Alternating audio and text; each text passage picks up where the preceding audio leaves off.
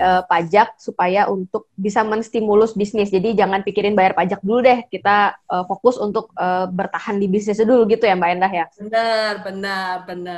Benar seperti itu. Jadi pajak nggak melulu menagih, tapi juga memberikan insentif. Tapi ada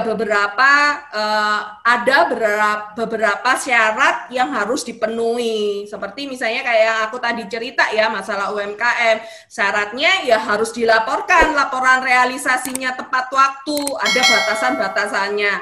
Gimana kalau nggak bisa ngelaporin? Nah berarti ya nggak memanfaatkan insentif. Karena apa? Pajak pemerintah itu pun juga memerlukan pertanggungjawaban dari wajib pajak. Berapa yang diberi, berapa omsetnya dan berapa realisasinya seperti itu. Jadi ada insentif dan ada konsekuensi yang harus dilakukan oleh wajib pajak karena insentif itu ada beberapa syarat yang harus dipenuhi. Seperti itu. Oke, Mbak, berarti kalau misalnya pelaku UMKM, tapi pajaknya masih atas nama pribadi, itu tetap bisa mendapatkan insentif pajak seperti itu juga ya, Mbak ya? Bisa, karena kan pribadi itu sendiri kan juga bisa bergerak usaha pribadi ya, kayak UD gitu kan, itu UMKM, ya UD belum tentu UMKM juga sih, maksudnya usaha pribadi, tapi level UMKM kalau dipajak itu ngaturnya berdasarkan omset. Jadi siapa sih yang dikategorikan sebagai UMKM itu adalah wajib pajak yang melakukan usaha dengan omset di bawah 4,8 M setahun. Jadi UMKM ini bisa dalam bentuk pribadi dan bisa dalam bentuk perusahaan. Biasanya sih UMKM bikinnya CV ya, seperti itu. Oke, Mbak Ena, kita lanjut ke pertanyaan selanjutnya. Ini udah mulai rame, ada yang bertanya. Kita buka yang di Q&A-nya lagi. Ini yang berikutnya dari Bapak Albertus Dimas. Pak Albertus, pertanyaannya adalah, sebagai pengusaha, apa sih yang wajib dilaporkan dan tanggal berapa saja yang penting dalam pelaporan atas nama PT? Oh, ini kalau udah atas nama PT nih, silakan Mbak Enda. Nah, kalau PT, kalau ngomong pelaporan, jadi kalau ngomong kewajiban pajak, itu ada kewajiban pajak bulanan, dalam hal ini masa sebutannya kalau di pajak. Jadi ada bulanan, ada tahunan. Nah, kalau bulanan, ini PT kita tanya lagi nih, ada sudah PKP atau enggak? PKP itu pengusaha kena pajak, yaitu wajib memungut PPN. Kalau masih belum, berarti pelaporannya biasanya nih ya yang harus dilakukan itu PPh 21 wajib dibayar maksimal tanggal 10 bulan berikutnya dan dilaporkan tanggal 20. Untuk PPh 23 juga sama, terus ada PPh 25 itu cicilan angsuran dari perhitungan tahun sebelumnya itu tanggal 15. Nah, kalau pelaporannya itu tanggal 20 untuk PPh 21 dan untuk PPh 23. Nah, kalau sudah PKP itu akhir bulan berikutnya harus dihitung dan dilaporkan maksimal akhir bulan berikutnya. Jadi kalau akhir bulannya tanggal 30 ya 30, kalau tanggal 31 31. Oh ya, kalau ngomongin tanggal, follow IG-nya Catra Lintang Konsultama karena setiap bulan kita itu ngasih kalender di medsos IG kita itu kita kasih kalender dan kasih tanda-tanda ini batas waktu pembayaran PPh 21, ini batas waktu pelaporan PPh 21, pelaporan apa. Nah, untuk badan itu 30 April pelaporannya untuk SPT tahunan. Nah, soalnya kalau melebihi batasan-batasan itu ada dendanya yang beda-beda. Gitu. Jangan lupa follow IG-nya Catra Lintang Konsultama. Oke, Pak Albertus, silakan di-follow Instagramnya Catra Lintang Konsultama biar langsung tahu tanggal-tanggalnya dan hati-hati juga supaya jangan lewat laporan karena nanti ada dendanya ya Mbak Endah ya. Terus kalau denda itu biasanya Mbak Endah ditentukannya dari apa sih? Ini kan pasti banyak yang worry nanti kena denda dan segala macam gitu. Jadi kalau denda itu yang pertama terlambat perlaporan. Kalau terlambat perlaporan itu satu tarif. Kalau untuk PPh 100.000, untuk SPT PPN 500.000, untuk SPT tahunan itu 1 juta. Jadi terlambatnya berapa lama pun dendanya satu tarif aja. Nah, tapi kalau misalnya PPh 21 ada pajak terutangnya. Nah, selain denda terlambat pelaporan, itu juga ada dendanya terlambat pembayaran. Nah, dendanya ini yang tiap bulan tarifnya bisa berbeda-beda. Jadi kalau dulu tarifnya itu cuman rata, dipukul rata 2% kali bulan keterlambatan. Kalau sekarang STP-nya keluarnya bulan berapa, itu kita harus ngecek tarifnya berapa, baru kali bulan. Seperti itu. Jadi kayak kurs tengah BI gitu loh. Kurs tengah BI atau kayak kurs pinjaman. Jadi dianggapnya itu misalnya wajib pajak itu lalai, itu kan berarti wajib pajak itu berarti kan berhutang kepada negara. Nah, ada dendanya. Nah, dendanya itu tuh floating rate jadinya. Nah, floating rate-nya ini yang tiap bulan kita harus cek berapa pada bulan tersebut terlambatnya, seperti itu.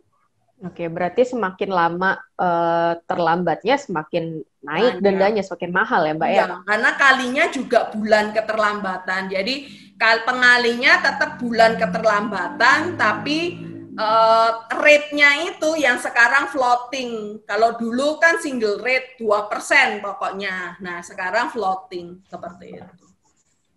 Oke. Nah, Pak Albertus semoga terjawab pertanyaannya. Kita lanjut lagi nih Mbak, ini udah mulai rame yang tanya, kita supaya bisa menjawab satu persatu ya. Yang selanjutnya ini dari Pak Tony. Jadi Pak Tony bertanya seperti ini. Apa kelebihan dan kekurangan kalau membeli properti via PT atau pribadi dari segi perpajakan? Jadi properti ini kegunaannya untuk usaha atau investasi kayak gitu Mbak. Kalau ini sih arahnya tax planning ya. Jadi bukan lagi ngomongin pelaporan karena ini case-nya ini case pelaporan. Jadi kalau ngomong kelebihan sama kekurangan itu kita nggak bisa ngomong oh ini lebih bagus, ini lebih jelek. Karena apa? Kita harus menghitung posisinya sekarang seperti apa. Untuk dibeli atas nama PT atau atas nama pribadi itu beda-beda. Dan ini nggak bisa kita omongin di forum ini ya, karena apa? Kalau ngomongin properti itu berarti ada nilai depresiasi. Terus propertinya dibeli dengan apa? Perhitungan bunganya seperti apa? Seperti itu. Nah, berarti kita nggak bisa bahas soal kelebihan dan kekurangannya seperti ini. Oh, kita karena ini balik lagi ke judul. Tax reporting for entrepreneur. Seperti itu. Soalnya ini bagian dari tax planning dan ini sejam nggak selesai. Oke, Mbak, saya jadi penasaran.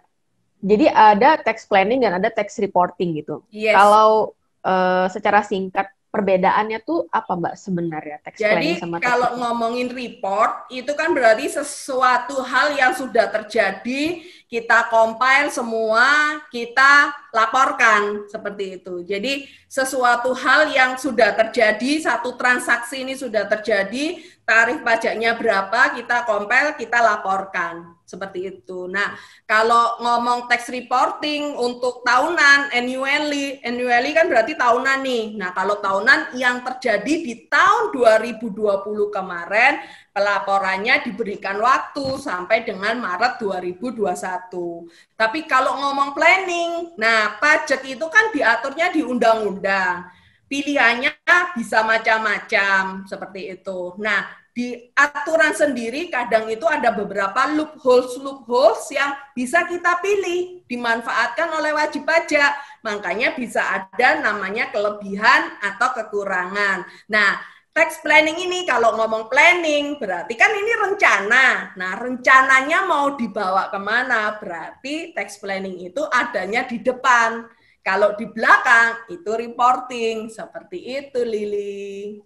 Oke. Oke, jadi Pak Tony tadi sudah sedikit dijelaskan tentang tax planning dan tax reporting. Jadi Pak Tony mungkin kalau mau lebih lanjut bisa langsung menghubungi Catra Lintang Konsultama mungkin ya Mbak Enda ya. Siap. Wah ini saya bantu promo loh jadinya loh. Oke, kita lanjut aja. Ini udah mulai rame.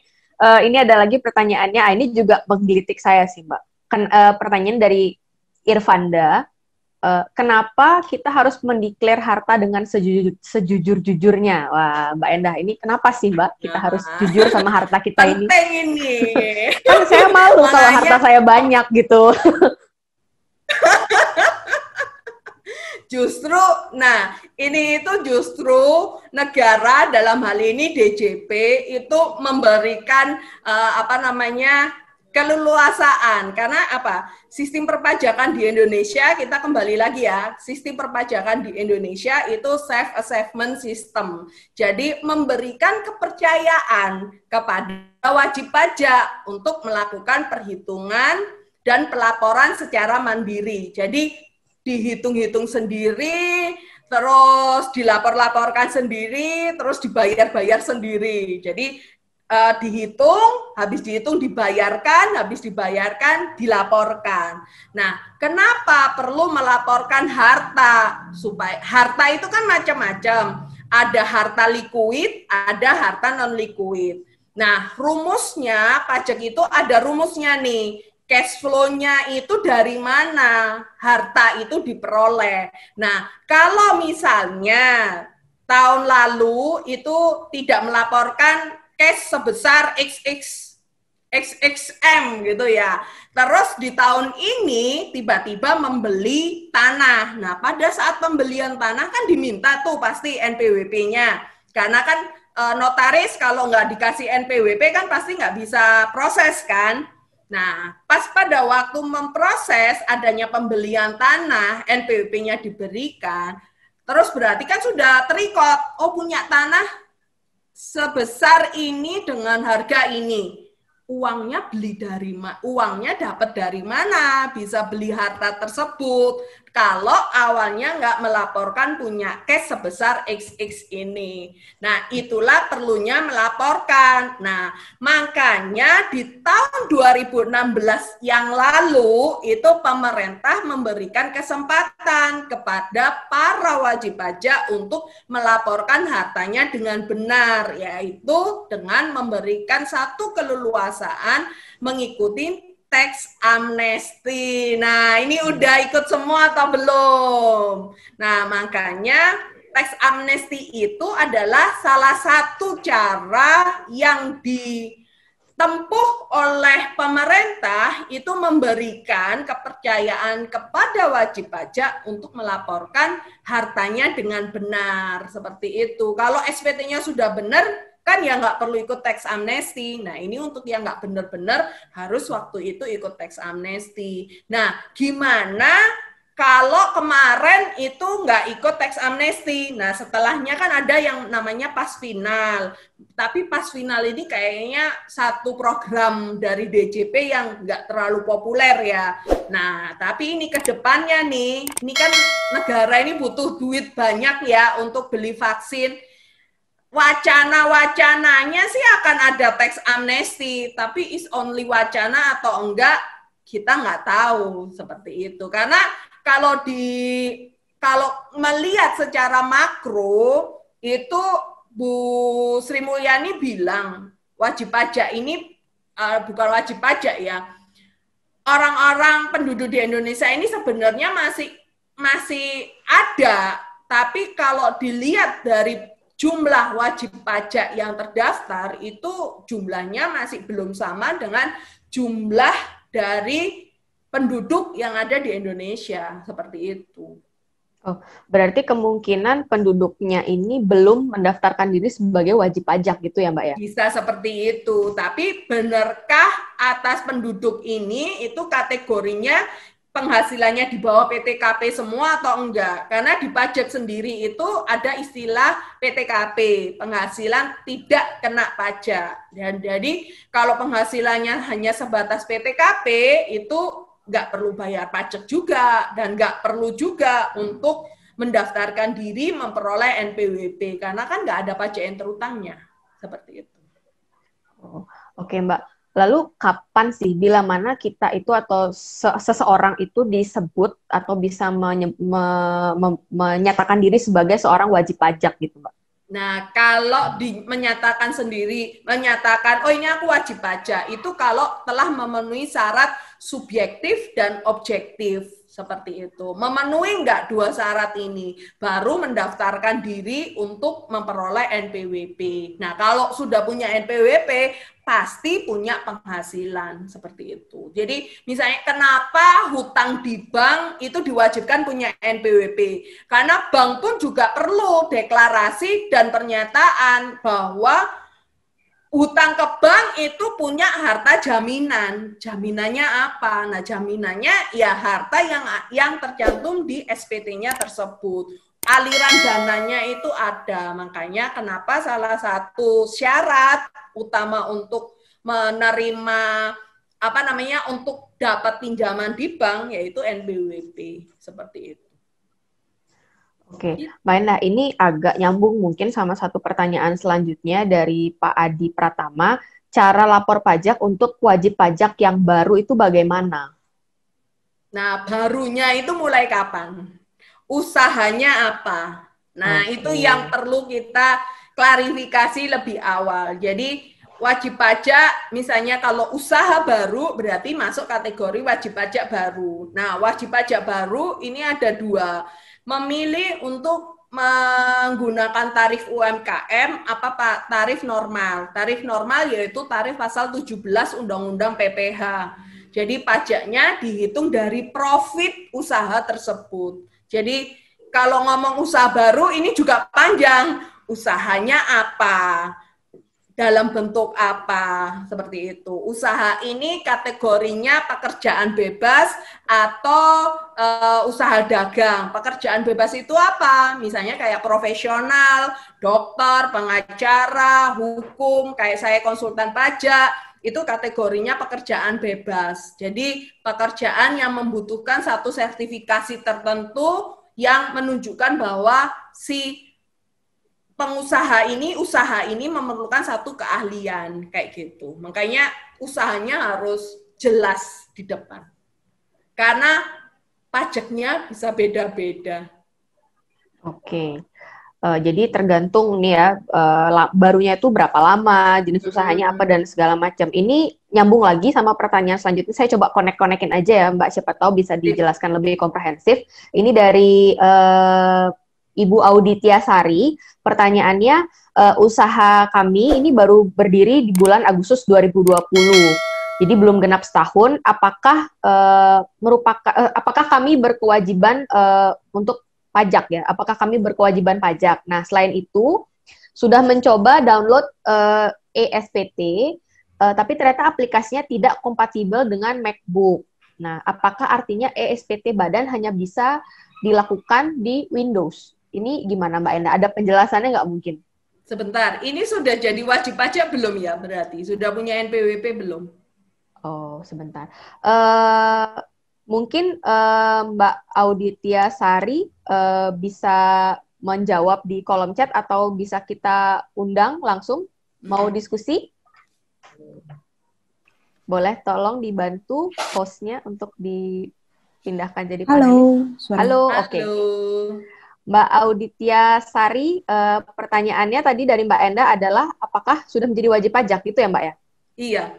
Karena kan tadi pertanyaannya apakah yang pertama kan apakah bisa membayar pajak atau gimana ya tadi? Usahanya belum genap satu. Oke, silakan Mbak Auditya Sari sudah join. Silakan bertanya. Halo, selamat sore. Terima kasih banyak sebelumnya. Jadi pertanyaannya tadi jadi sudah terdaftar di wajib pajak, sudah punya NPWP, cuman umurnya belum setahun. Nah, pas kita sudah mau lapor berarti pajak. Berarti 2020 ya sudah terdaftar. Benar. Nah. Kemudian ketika kita mau daftar, eSPT-nya ternyata nggak bisa dibuka aplikasinya nggak bisa dibuka di MacBook. Gitu. Iya. Kalau install eSPT itu memang nggak bisa, harus di Windows. Tapi kalau Mac itu bisa memilih dengan menggunakan e-form. Jadi yang terbaru itu ya. e-form sudah bisa di-download di Mac seperti itu. Oke, Kayak baik. gitu. Terima Kalau kasih. itu untuk cara pelaporannya. Jadi ini di slideku berikutnya sih. Jadi pelaporan itu bisa menggunakan e-filing atau e-form. Kalau yang download ISPT itu sistem pelaporannya itu e-filing. Nah, kalau pakai Mac itu pilihannya pakai e-form aja. Gitu. Oke, tapi proses selanjutnya sama ya? Sama, tinggal diisi cara-caranya semuanya sama. Oke, baik. Terima kasih. Oke, semoga menjawab ya Mbak Auditya. Kita akan lanjut lagi ke pertanyaan selanjutnya Mbak Endah. Ini tentang deposito dan hasil reksadana. Ini pertanyaannya dari Pak Stefanus Junaidi. Untuk bunga deposito dan hasil reksadana itu kan sudah pajak final. Untuk pelaporannya bagaimana?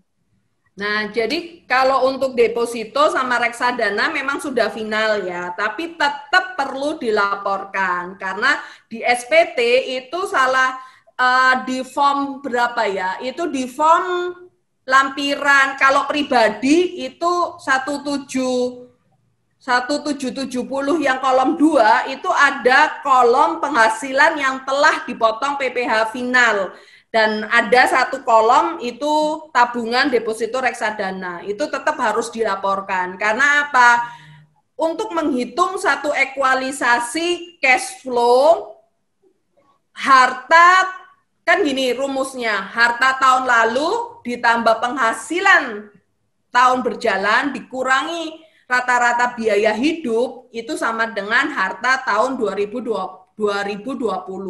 Jadi kalau misalnya penghasilan finalnya ini nggak dilaporkan, nah padahal kan duitnya di tabungan bisa jadi bertambah karena dapat penghasilan deposito. Nah akhirnya jadi nggak matching seperti itu. Nah kalau nggak matching, efeknya apa? Nah dianggap tidak melaporkan penghasilan dengan benar pada saat itu. Seperti itu.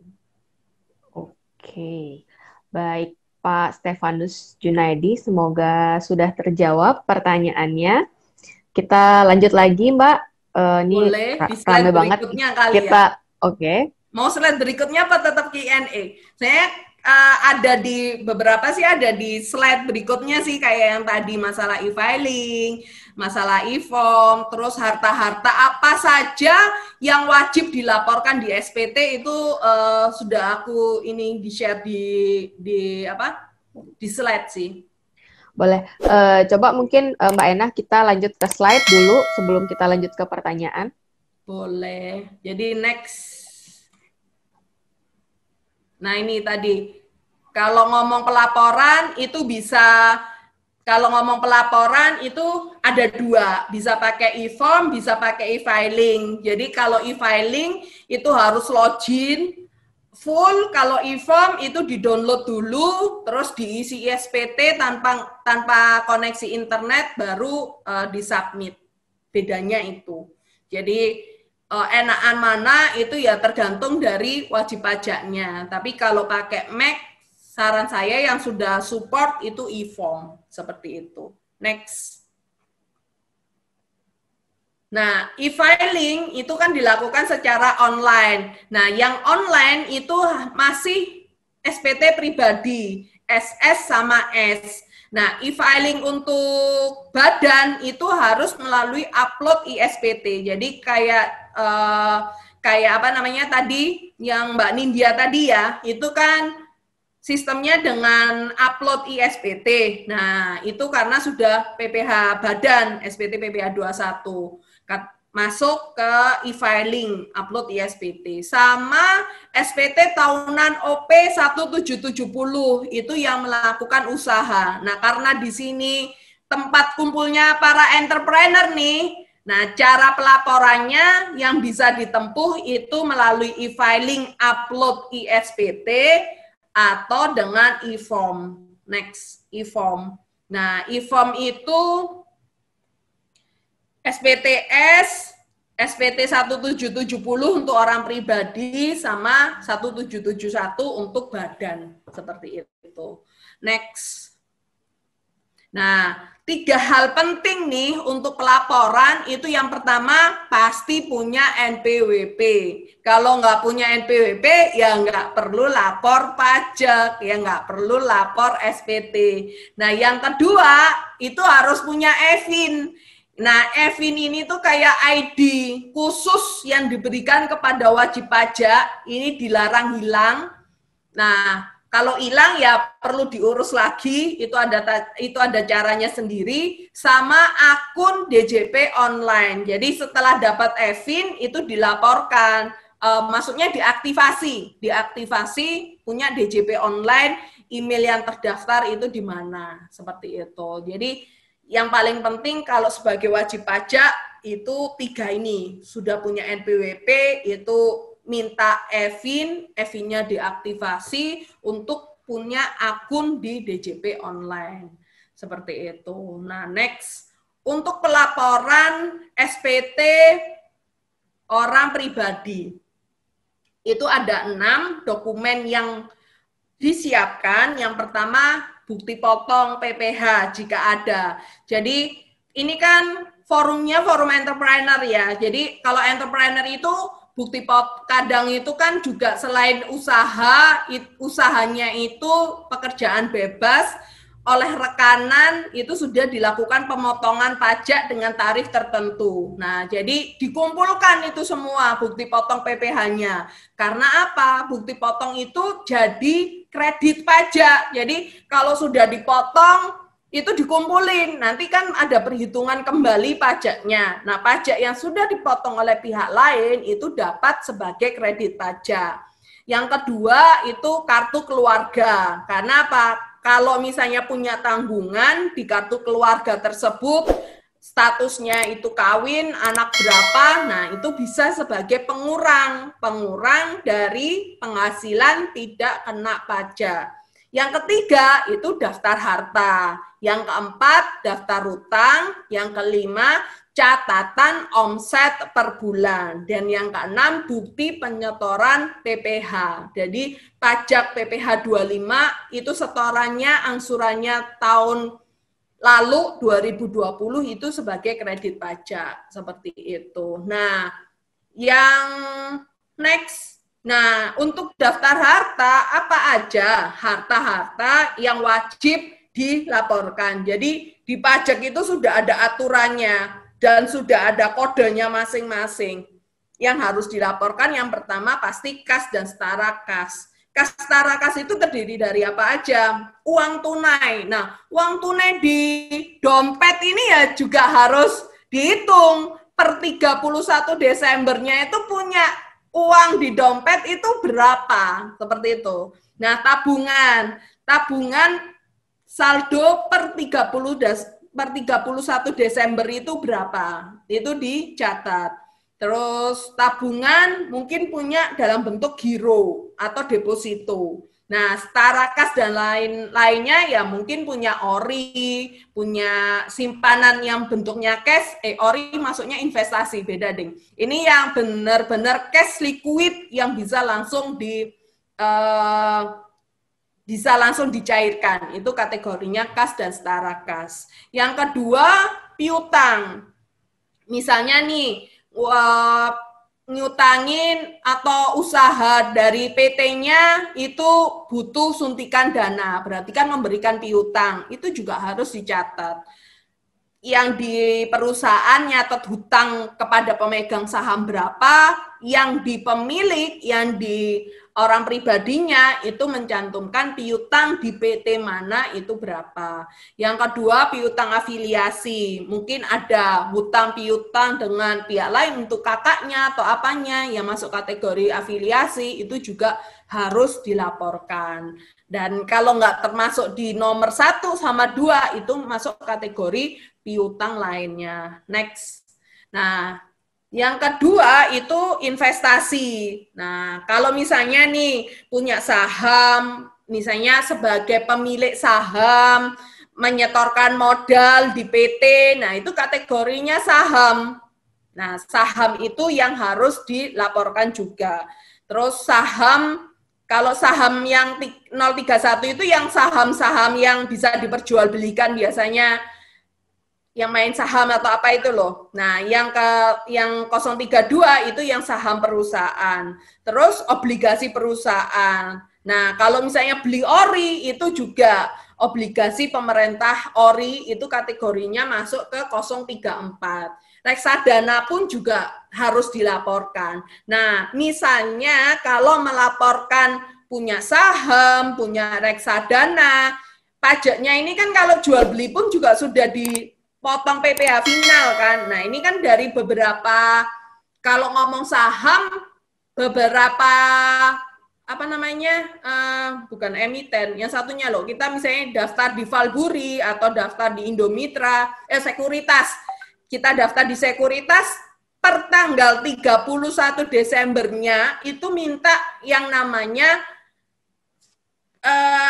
summary-nya, jual beli yang dilakukan selama 1 tahun itu berapa, pajak yang sudah dibayarkan dipotong itu berapa. Meskipun final itu wajib dilaporkan supaya tahu pertambahan sahamnya ini karena dapat penghasilan jual beli saham, bukan invest kembali dari penghasilan aktif seperti itu. Jadi cash flow-nya ini harus jelas, dapat tambahan harta itu dasarnya dari mana, seperti itu. Nah, diatur semuanya, instrumen derivatif, right warrant itu juga harus dilaporkan, terus penyertaan modal dalam perusahaan yang lain yang tidak atas saham, misalnya CV, firma, kayak gitu, itu kan modalnya tidak terbagi atas saham. Nah, tapi kan itu juga merupakan suntikan modal yang dalam bentuk CV, itu pun juga harus dilaporkan. Nah, yang paling ngehits nih, sampai IG-nya DJP pun, medsosnya DJP pun, itu bikin yang namanya, ini, kalau ngikutin follow IG-nya DJP ya, sepeda itu juga merupakan harta yang wajib dilaporkan loh. Karena apa? Sepedanya ini itu juga masuk kategori itu. Jadi ini sepeda gayung ini. Nah, sekarang yang barang mewah ya, Mbak ya? Doang ya. Itu wajib untuk dilaporkan. Sepeda motor, mobil, dan alat transportasi lain itu masuk sebagai kategori alat transportasi yang wajib dilaporkan di bagian harta SPT orang pribadi. Next. Nah, next-nya harta itu apa aja? Harta bergerak lainnya. Nah, ini yang nggak kelihatan nih. Nah, banyak yang gini, alah masa kelihatan sih pajak kalau aku punya harta, punya emas-emasan kan nggak kelihatan. Halo, sekarang mah nggak kelihatan. Tapi kalau waktu dicairin, mau beli apa atau mau diinvestasikan dalam bentuk lain, kan berabe. Iya kan? Nah, pajaknya awalnya yang cuma dari capital gain, kalau misalnya emas perhiasannya itu tidak dilaporkan, berarti bisa masuk ke potensi seluruh tambahan harta pada tahun tersebut dilaporkan, itu masuk sebagai potensi penghasilan yang belum dilapor. Jadi contohnya nih, dulu-dulunya nih dapat hadiah, kalau banyak ya, kadang tuh kita nikahan apa gitu kan dapatnya emas perhiasan nih. Nah, kan nggak kelihatan gue punya emas perhiasan banyak. Nah, nggak dilaporin dalam harta yang pada tahun bersangkutan itu menerima harta itu. Nah, di suatu waktu 2 tahun apa 3 tahun emasnya ini dijual, terus dibeliin rumah. Nah, pada saat beli rumah, bayar pajaknya, PPh-nya, BPHTB-nya ini kan dimintain NPWP.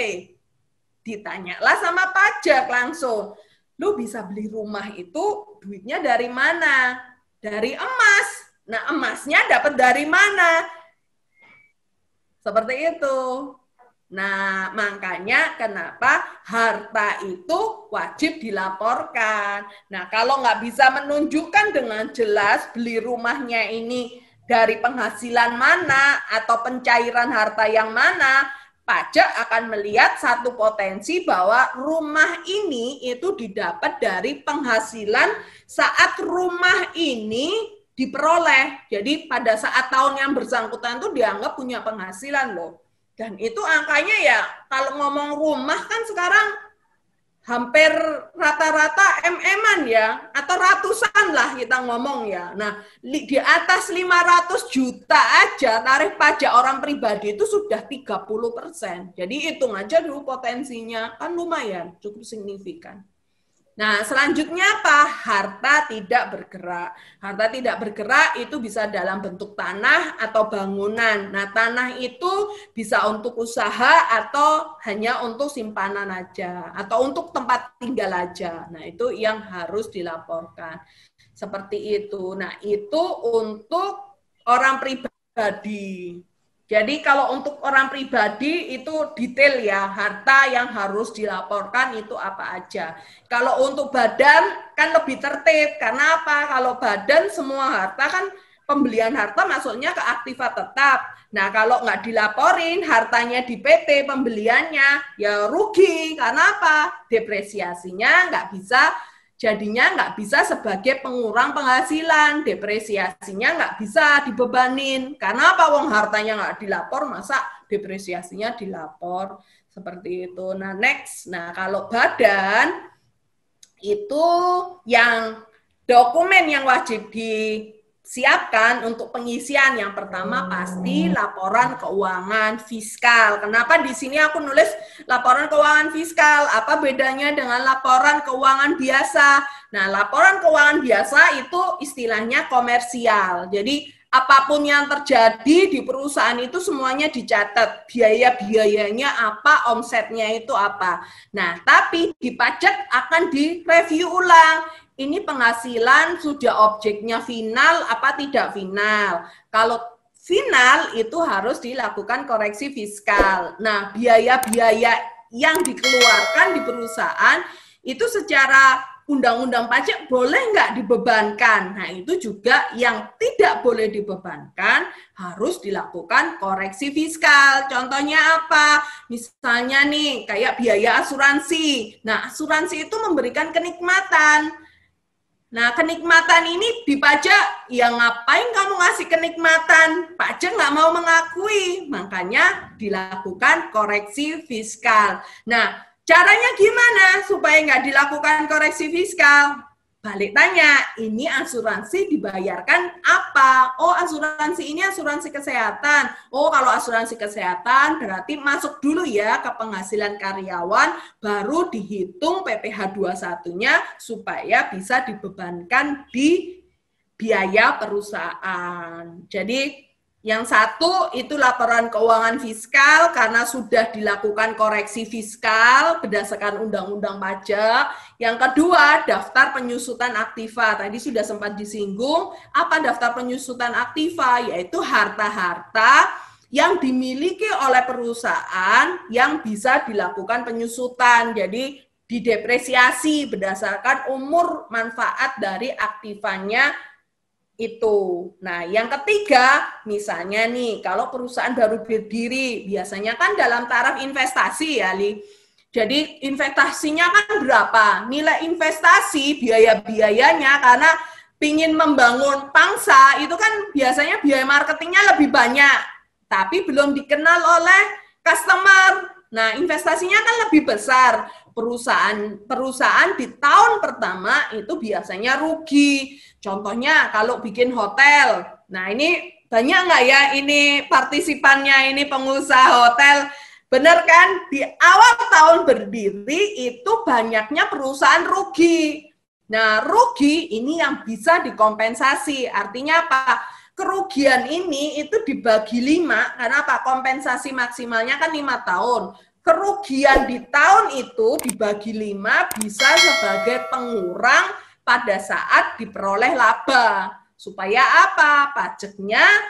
Pajaknya yang jadi beban perusahaan itu jadi lebih kecil, seperti itu. Nah, bukti potong PPh itu sama kayak yang pribadi tadi.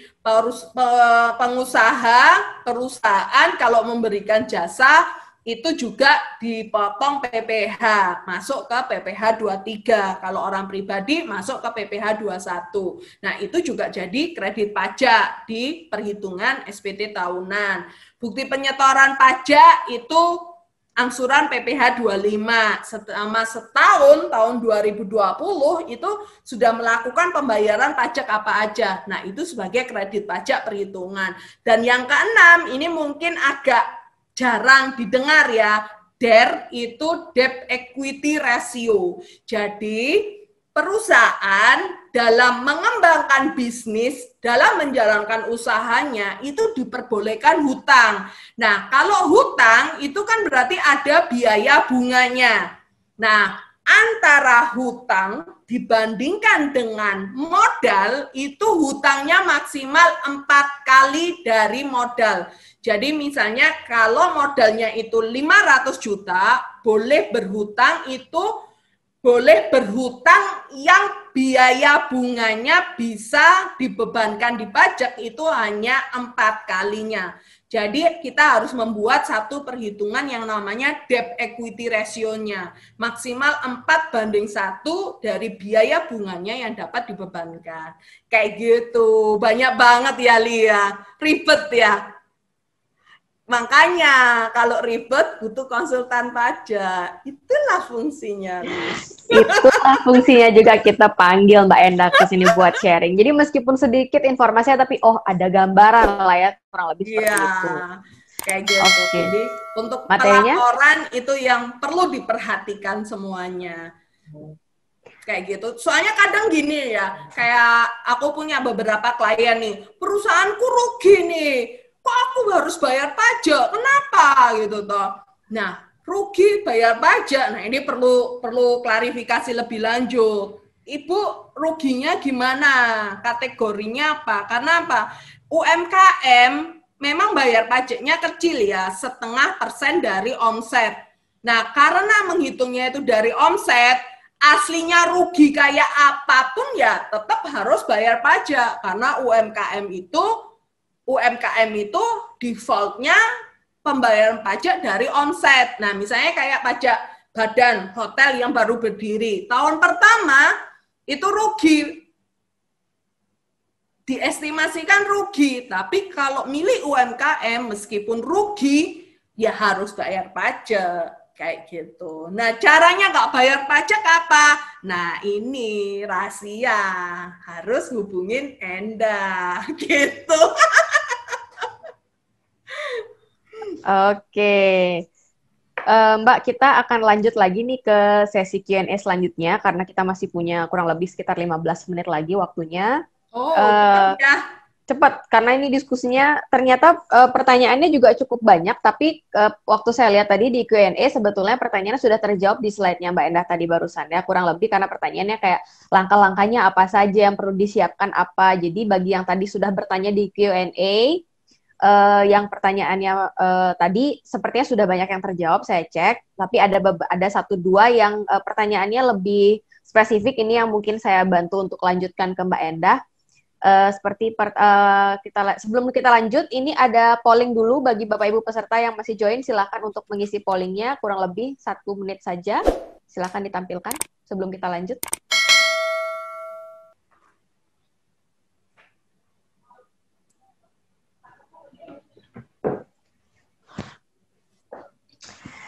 Oke, terima kasih yang sudah mengisi polling. Mbak Endah, kita lanjut lagi ke pertanyaan selanjutnya. Ini agak mepet-mepet ya waktunya. Next, dari Pak Robi Pangestu, pertanyaannya gini. Untuk CV yang sudah tidak aktif bertahun-tahun, hanya lapor nihil saja, bagaimana konsekuensinya bila di NE? NE, apa itu? Nggak apa-apa ya? Kalau NE itu non-efektif, jadi kalau saran saya, kalau memang sudah nggak ada transaksi dan belum mau dicabut NPWP-nya, karena ada kemungkinan di beberapa waktu lagi perusahaannya mau dipakai, itu saya sarankan emang NE aja, supaya apa? Kalau sudah dilakukan NE berarti kan non-efektif, karena non-efektif jadi nggak perlu lapor SPT masa, lapor SPT tahunan, nggak perlu. Sampai nanti NPWP-nya diaktifkan, seperti itu. Nah, tapi kalau memang benar-benar sudah nggak dipakai nih, misalnya salah satu pemegang sahamnya dari CV ini sudah nggak ada di Indonesia untuk selama-lamanya. Misalnya kadang kan wajib pajak dalam negeri ini nikah sama orang luar negeri atau gimana, jadi kan sudah nggak tinggal di Indonesia. Nah, saran saya ya dicabut aja. Karena apa? Supaya kewajiban perpajakannya itu tidak apa ya, ikut nyambung terus gitu loh. Gitu. Oke, Pak Robi, semoga sudah menjawab dari pertanyaan tadi. Sebenarnya nggak apa-apa ya, Mbak ya, tapi tergantung dari kondisi CV-nya lagi nanti ke depannya. Oke, kita lanjut lagi pertanyaannya dari Ari Panganti. Saya adalah wajib pajak dengan pekerjaan bebas. Untuk pelaporan SPT tahunan 1770 selama ini pakai pencatatan. Bisa tidak jika pelaporan SPT berikutnya diganti pembukuan? Bisa. Jadi pilihan itu ada di wajib pajak. Makanya di SPT 1770 bagian kanan itu kan ada pertanyaan, melakukan pencatatan apa melakukan pembukuan. Nah, kalau melakukan pencatatan pun itu harus memenuhi syarat, memberitahukan kepada Direktorat Jenderal Pajak itu memilih menggunakan pencatatan. Karena apa? Kalau sampai syarat ini tidak dipenuhi dan wajib pajak itu dilakukan pemeriksaan, itu akan ada koreksi tarif seperti itu. Nah, ini juga udah aku bahas nih di YouTube channelku, Jurnal Catra. Aku waktu itu cerita ada klien yang tarif pajaknya itu dilakukan koreksi karena ternyata setelah dicek pada tahun yang bersangkutan itu tidak melampirkan pemberitahuan norma dalam hal ini karena melakukan pencatatan. Nah, kalau melakukan pembukuan ya lebih bagus lagi. Jadi benar-benar teratur berapa omsetnya, berapa biaya-biayanya, dan tarif pajaknya itu dari laba, dari profitnya. Tapi jangan lupa pelajari biaya-biaya apa saja yang secara pajak itu tidak dapat dibebankan, seperti itu. Jadi harus matang PPH, undang-undang PPH-nya di kategori biaya, seperti itu. Boleh. Oke, berarti bisa ya. Untuk next-nya silahkan diganti ke pembukuan. Selanjutnya, Mbak, ini ada lagi pertanyaan. Ini tadi ada yang nanya tentang polis asuransi, tadi juga sudah terjawab untuk pajaknya gimana, terus tentang keterlambatan pelaporan pajak jadi sudah dibahas tadi di depan. Kemudian ini ada pertanyaan dari Rizky. Saya menggunakan SPT 1770S. Nah, saya menyewakan tempat usaha kepada wajib pajak badan PPh 4 dalam kurung 2, waktu pembayaran sudah dipotong penyewa tapi tidak disetorkan ke pajak gitu. Apakah saya bisa akui sebagai penghasilan dikenakan PPh final di form 1770S-2? Ya nggak bisa, nggak ada buktinya pembayaran pajak. Makanya kalau dipotong pajak itu minta bukti pemotongan pajaknya supaya bisa dilaporkan, oh atas penghasilan ini telah dilakukan pemotongan PPh final. Nah kalau nggak ada buktinya ya pajak akan melakukan perhitungannya ya nggak final, tapi penghasilan aktifnya. Karena apa? Kalau punya apa namanya? Kalau punya bangunan misalnya sama-sama rumah gitu ya, kan memang bisa sewa, bisa misalnya disewakan harian Airbnb, itu kan beda perhitungan pajaknya. Jadi pembuktian bahwa pajak itu yang sudah dibayar itu apa ya baru bisa dilaporkan, seperti itu. Oke, semoga terjawab pertanyaannya. Lanjut lagi Mbak, ini kita mengejar waktu, jadi nanti bagi yang yang belum terjawab mungkin mohon maaf banget karena waktunya kita terbatas. Jadi boleh dihubungi Catra Lintang kelas utamanya, bisa sharing lagi ke Mbak Endah lebih lanjut. Ini ada pertanyaan selanjutnya dari Ami Anemon. Sore Mbak Endah, mau tanya, kalau kita sebagai orang pribadi memiliki haki dan berniat bikin PT, apakah haki tersebut bisa digunakan sebagai modal ataukah harus dijual ke PT dan bagaimana kewajiban pajaknya? Nah, ini yang harus dicek dulu. Hakinya ini bisa diperjualbelikan apa tidak? Seperti itu. Karena haki itu kan hak kepemilikan, hak atas merek ya. Nah, ini yang harus dicek dulu. Apakah haki ini boleh diperjualbelikan? Nah, kalau diperjualbelikan berarti ada harga yang harus dibayar oleh PT kepada orang pribadi ini. Nah, itu harus dicek seperti itu. Nah, kalau sebagai modal itu kan bisa macam-macam. Modal itu bisa dalam bentuk uang, nanti masuk ke dalam kategori saham, atau bukan dalam bentuk uang, imbreng istilahnya. Nah, ini harus dicek juga di Undang-Undang PT. Apakah haki ini termasuk kategori barang imbreng ini yang diperbolehkan secara Undang-Undang PT. Jadi ngomongnya ini yang harus dicek Undang-Undang PT dulu sama Undang-Undang hakinya dulu. Yang pertama, haki boleh diperjualbelikan apa tidak. Yang kedua, saat pendirian secara Undang-Undang PT, apakah boleh sebagai setoran modal di PT kayak gitu. Jadi kalau ngomong pajak karena ini masih setoran modal, nah ini tunggu dulu penghasilan yang diterima orang pribadi itu dalam bentuk apa. Karena ini ngomongnya jual beli ya, seperti itu. Kalau jual beli logikanya itu masuk kategori tidak final. Jadi kalau tidak final ya harus dihitung dengan penghasilan lainnya, baru dikalikan dengan pasal 17 kalau untuk orang pribadi tarif progresif. Gitu Mbak Ami. Oke, semoga sudah terjawab pertanyaannya. Kemudian Mbak Endah, ini ada 1-2 pertanyaan yang kurang lebih mirip, saya coba gabungin aja. Ada pertanyaan dari, di sini nama akunnya Bali Island, kemudian ada dari Gede Krisna Raditya. Pertanyaannya, sebagai karyawan swasta tapi sudah dirumahkan gitu kan. Nah, kemudian pelaporan SPT-nya bagaimana? Apakah ketika terima SPT apakah tetap harus melapor atau bagaimana? Gitu. Karena ada yang bilang tidak punya bukti potong, tidak ada bukti potongnya nih. Nah, itu yang harus diminta dulu.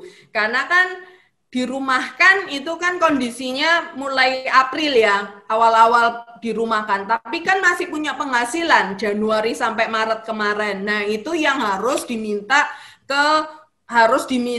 ke pemotong. Mana buktinya sudah dilakukan pemotongan. Jadi kalau dirumahkan berarti tidak memperoleh penghasilan. Mungkin penghasilannya itu di bawah PTKP, tapi tetap punya bukti potong. Nah, bukti potongnya ini yang dilaporkan di SPT-nya, punya penghasilan tapi di bawah PTKP, tapi tetap kewajiban pelaporannya kayak gitu. Jadi yang perlu ditanyakan dulu itu sudah dilaporkan pajaknya belum dari si pemberi kerjanya pada saat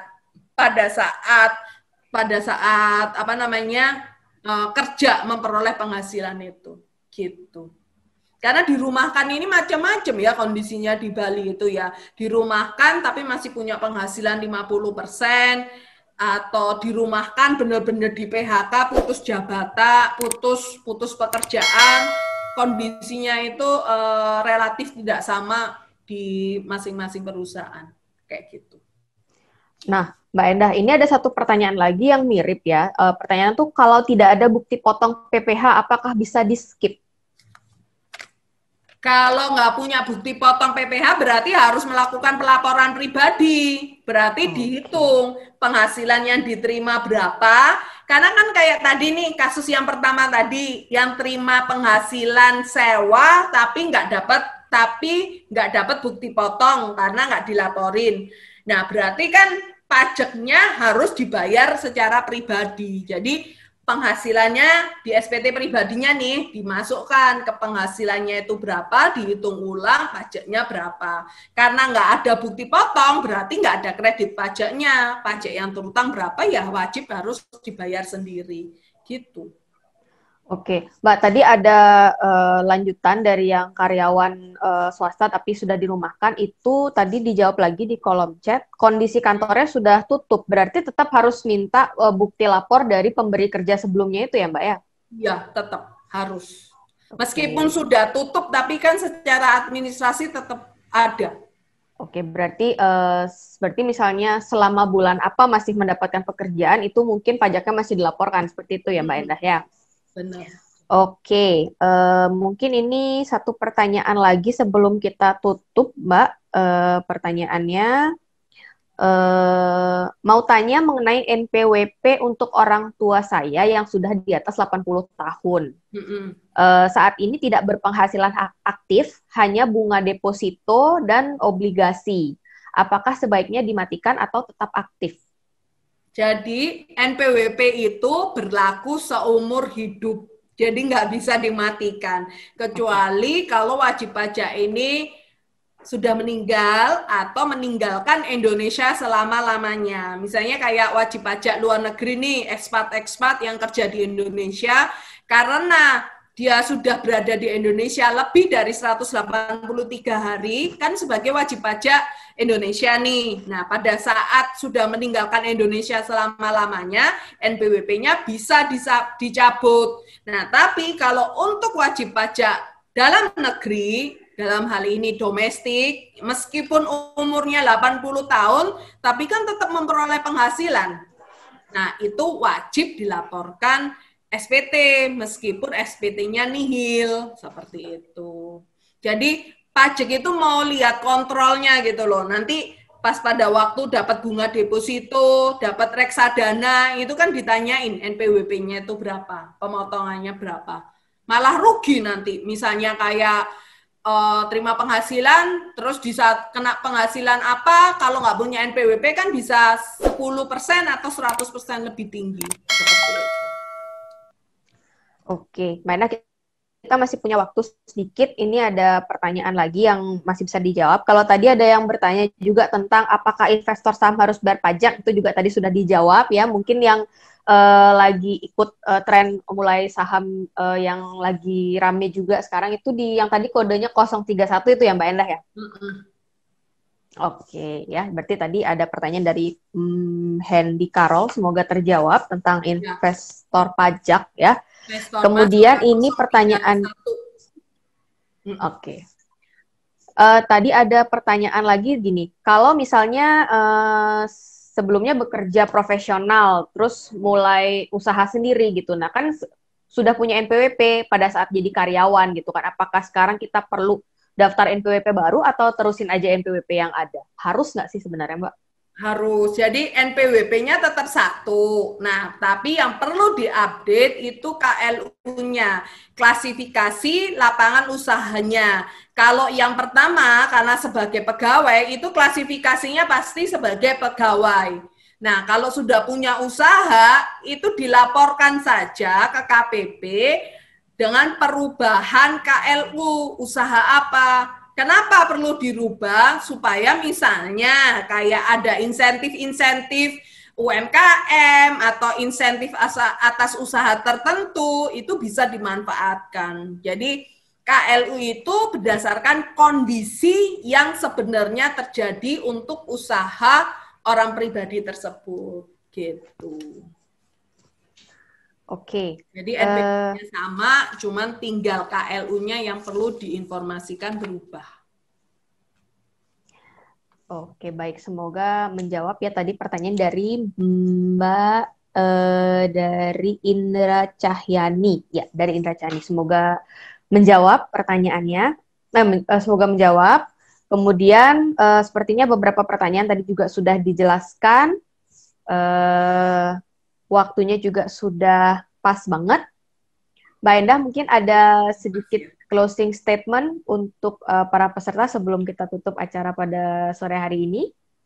Boleh. Nah, closing statement-nya mungkin ada di slide yang terakhir. Jadi dalam pengisian SPT itu ada himbauan terbaru itu dari pengumuman DJP itu sebagai wajib pajak itu harus memastikan status penyedia jasa pengisian surat pemberitahuan tahunan. Nah, ini surat pengumumannya paling baru kemarin keluar tanggal 9 Maret, itu bisa dicek di pajak.go.id, di pengumuman itu diumumkan. Nah, isinya apa? Next. Isinya itu yang pertama, sebagai wajib pajak itu bertanggung jawab penuh atas kebenaran isi SPT yang ditandatangani dan disampaikan kepada Direktorat Jenderal Pajak. Jadi kalau sudah nyuruh orang itu bukan berarti itu jadi tanggung jawabnya, itu udah dikerjain sama konsultanku kok, kayak gitu. Enggak. Tetap DJP itu akan menuntut wajib pajak, wakil dan kuasa bertanggung jawabnya itu secara penuh. Dan misalnya kalau meminta bantuan penyedia jasa pengisian SPT, wajib pajak itu dihimbau untuk memilih penyedia jasa yang memahami cara pengisian SPT yang baik dan benar. Seperti itu. Nah, yang kemudian kalau misalnya, aku lagi nggak ada nih, aku lagi nggak sempat atau apa, nah itu bisa wajib pajak itu menunjuk kuasa dengan kuasa khusus untuk menandatangani SPT tahunan. Next. Nah, jika wajib pajak itu menggunakan jasa pengisian SPT sekaligus menandatangani SPT tahunan tersebut, maka wajib pajak harus memastikan pemberian kuasa telah sesuai dengan peraturan. Jadi kuasa ini kan bisa diberikan kepada konsultan pajak dan bukan konsultan pajak. Nah, itu yang harus dicek. Syarat-syaratnya itu apa aja. Jadi kalau syaratnya kuasa itu konsultan pajak yang sudah terdaftar dan memperoleh izin praktek konsultan yang telah ditetapkan oleh DJP. Nah, ini bisa dicek di aplikasi SIKOP, itu Sistem Informasi Konsultan Pajak, itu bisa buka aja webnya konsultan.pajak.go.id. Kalau mau ngecek nama saya juga bisa lewat itu. Konsultan pajak terdaftar apa tidak. Nah, konsultan pajak pun itu juga punya kategori. Kategorinya A itu khusus konsultan pajak yang menangani wajib pajak orang pribadi saja. Jadi nggak boleh pegang konsultan pajak, nggak boleh megang wajib pajak badan. Kalau wajib pajak badan itu kategorinya harus B. Nah, kalau wajib pajak badan itu bentuknya PMA, itu boleh yang megang, itu yang boleh menghandle itu konsultan pajak C. Jadi kalau C itu sudah bisa pegang pribadi, bisa pegang badan, bisa megang WNA, bisa megang PMA, itu sudah yang level paling tinggi. Nah, kalau A itu hanya boleh pegang orang pribadi. Jadi sebagai wajib pajak yang baik itu harus lihat-lihat nih konsultan pajak yang diberikan wewenang ngisi SPT-nya ini kategorinya apa. Seperti itu. Jadi saran saya cek dengan benar klasifikasi orang yang ditunjuk sebagai pengisi SPT-nya. Meskipun itu sebagai karyawannya, ini aku nggak mau tahu nih, pokoknya ini bagian accounting yang ngisi. Nah, pajak nggak mau tahu. Pajak akan melihat yang bertanggung jawab itu adalah wajib pajaknya. Kalau di PT itu wakilnya. Wakil itu siapa? Yang tanda tangan kan direkturnya. Nah, berarti direkturnya itu yang akan dimintai pertanggongjawaban. Karena apa? Next. Nah, ini kan wajib pajak harus memastikan ya. Karena apa? Di bagian bawah SPT, ini kadang kan cuma asal aja nih, tanda tangan, stempel. Yang kata-kata paling kecil-kecilnya, ya itu tuh pernyataan. Pernyataannya apa? Dengan menyadari sepenuhnya akan segala akibat termasuk sanksi-sanksi. Nah, kalau ngisi SPT salah, itu ada sanksinya. Karena apa? Ada potensi-potensi pajak yang seharusnya yang seharusnya terutang tapi belum dibayarkan, seperti itu. Nah, closingnya next. Nah, Catra Lintang itu termasuk penyedia jasa yang memahami cara pengisian SPT dengan baik dan benar karena di bawah pengawasan konsultan pajak resmi yang terdaftar. Di bawah pengawasan saya ya tak awasin sendiri. Seperti itu Lili closingnya. Terima kasih kesempatan yang diberikan Lili untuk sharing di teman-teman LIC supaya para entrepreneur ini paham akan kewajiban pajaknya. Karena apa? Pajak itu adalah kewajiban negara sebagai tanggung jawab kita sebagai warga negara yang baik, yaitu membayarlah pajak dengan baik. Karena Indonesia bisa tetap berjaya dan ada ya karena penduduknya yang membayar pajak. Gitu. Terima kasih. Oke, itu tadi closing statement dari Mbak Endah. Thank you karena sudah membantu nih, membukakan lagi informasi, memberikan knowledge juga kepada kita, mungkin dari yang kurang paham, jadi yang nggak tahu sama sekali, jadi tahu. Inilah fungsinya kenapa kita harus join di Lestari Entrepreneur Club, karena kita banyak banget akan mengadakan webinar seperti ini, kemudian acara-acara kecil juga yang bulanan, yang 2 bulan sekali itu bakalan sering banget kita adakan, mengundang semua member LIC, jadi jangan sampai ketinggalan. Bagi yang belum join, sebagai member LIC silahkan klik aja link Telegram yang sudah kita share di chat box, begitu klik langsung join. Jadi semua informasi tentang LIC akan kita share di situ. Kemudian yang untuk acara hari ini juga nanti recap-nya akan kita share juga di grup ya. Jadi nggak akan ketinggalan. Kalau misalnya ada yang mau ingat-ingat lagi, tadi Mbak Endah ngomong apa ya, itu nanti bisa dilihat di sana. Oh, iya. Nah, akhir kata sebelum saya tutup, bagi Bapak Ibu, tadi di depan sudah kita puterin nih video testimoni dari yang menang hujan emas. Jadi Bapak Ibu silakan ditingkatkan terus transaksi e-channel di BPR Lestari supaya bisa berkesempatan memenangkan hadiah undian hujan emas setiap hari tidak terkecuali ya. Oke, jadi kalau nggak hari ini mungkin besok nih kesempatannya untuk dapat emas batangan dari BPR Lestari. Caranya balik lagi tingkatkan terus transaksi e-channelnya. Oke, akhir kata, saya Lili Suraningrum. Sekali lagi terima kasih bagi Bapak Ibu dan member LIC yang sudah join pada sore hari ini. Thank you juga buat Mbak Endah dari Catra Lintang Konsultama. Sudah menyediakan waktu. Gimana? Jangan lupa follow YouTube. Jangan lupa di-subscribe. Jangan lupa di-subscribe channel YouTube-nya. Di Lestari TV juga jangan lupa di-subscribe. Di Catra Lintang Konsultama juga. Follow juga Instagram-nya BPR Lestari dan follow juga Instagram-nya Catra Lintang Konsultama. Oke, sudah lengkap ya semuanya. Oke, akhir kata sekali lagi terima kasih. Sampai jumpa di acara LIC berikutnya.